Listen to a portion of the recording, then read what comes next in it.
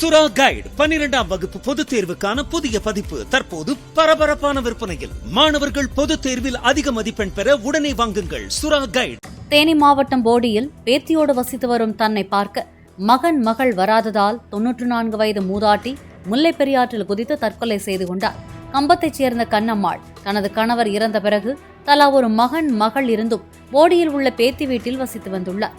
தன்னை வந்து பார்க்குமாறு இருவருக்கும் தகவல் கொடுத்தும் வராததால் மனவேதனையில் மூதாட்டி ஆற்றில் குதித்ததாகவும் அவரது உடல் வீரபாண்டி தடுப்பணை பகுதியில் மீட்கப்பட்டதாகவும் போலீசார் தெரிவித்தனர்.